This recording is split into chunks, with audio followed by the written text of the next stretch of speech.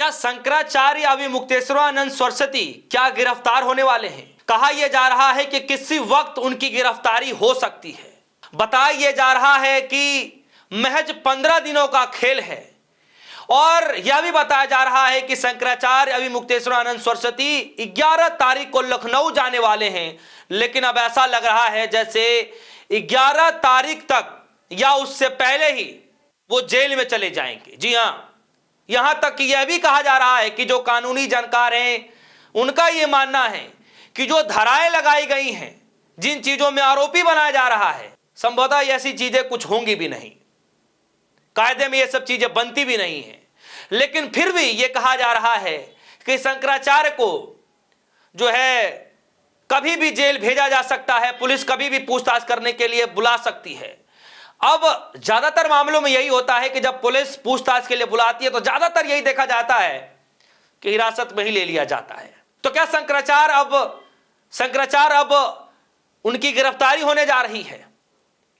और सबसे बड़ी बात यह है कि सरकार के खिलाफ प्रधानमंत्री मोदी जी से लेकर के गृह मंत्री अमित शाह जी तक एक तरफ उनके बयान अलग आ रहे हैं, उत्तर प्रदेश के मुखिया योगी आदित्यनाथ के अलग बयान आ रहे हैं, और इसी बीच अभी जस्ट कुछ ही देर पहले शंकराचार्य अविमुक्तेश्वरानंद सरस्वती जी ने बड़ी प्रेस कॉन्फ्रेंस की है और पत्रकारों से बातचीत करते उन्होंने कहा कि हम कोई भी इस बात का विरोध नहीं करेंगे कि हमारी गिरफ्तारी होगी।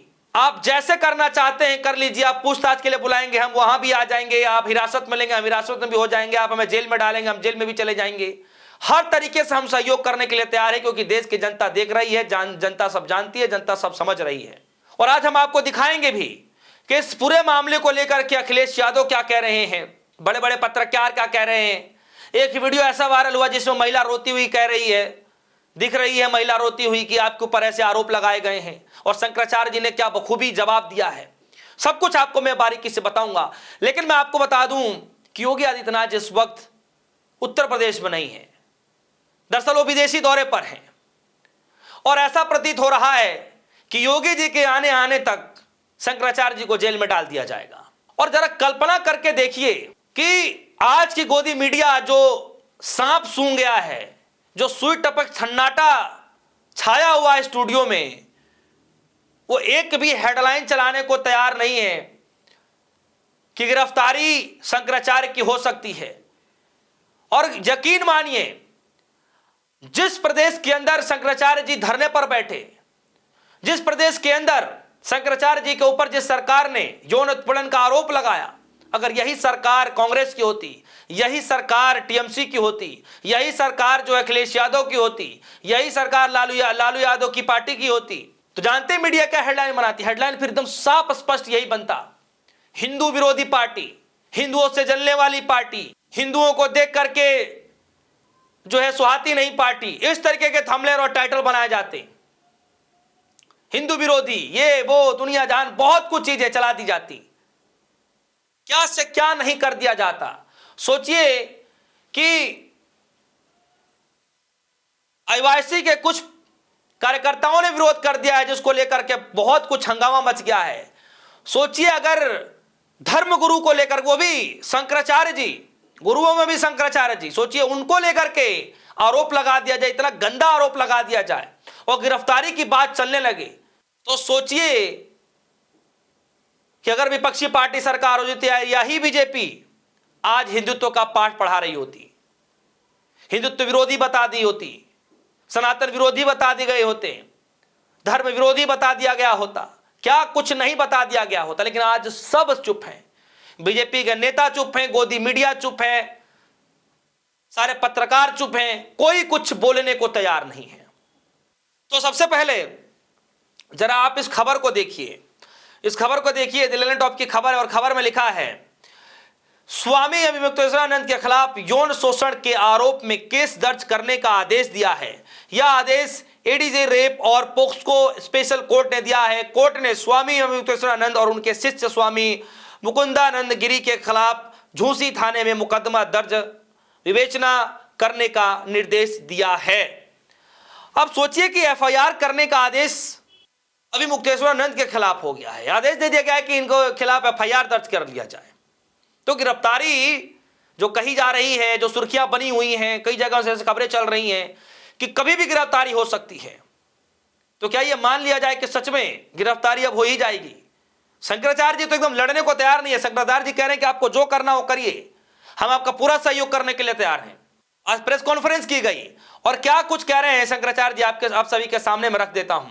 पत्रकारों ने पूछा, महाराज जी जब आप प्रयागराज में लगातार धरने पर बैठे थे तो घटना कब हो गई जो बता रहे हैं कि 2 बच्चियों के साथ ऐसी घटना हुई है? शंकराचार्य जी ने कहा, हम तो आप लोगों के कैमरों में जद में थे और प्रयागराज में तो चप्पे चप्पे पर सीसीटीवी लगा है। मिला अधिकारियों से निकलवाइए और मीडिया वालों को कैमरे पर हमको कैद कर रखा है।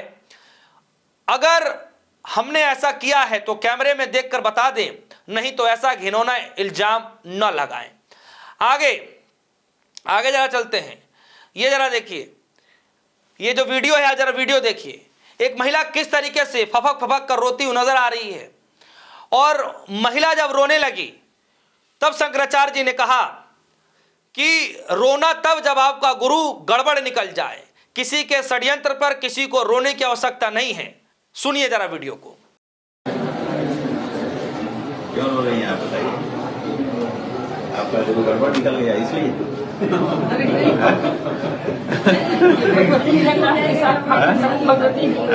आपके साथ तो भगवती है, हमारे साथ भगवती है। झमनी में पानी थोड़ी है, क्या चीज? झमनी में पानी थोड़ी बह रहा है। यही बात। अब ये है कि इनको जी हुजूर शंकराचार्य चाहिए सरकारों को, और जो ये चाहें वही बोले, जो ये कहें वही करें। हम लोग जी हुजूर नहीं बन पा रहे हैं, यही बात है। और जी हुजूर बनना उचित भी नहीं है, क्योंकि जो अपनी परंपरा है उसके अनुसार ही इस पद पर बैठे।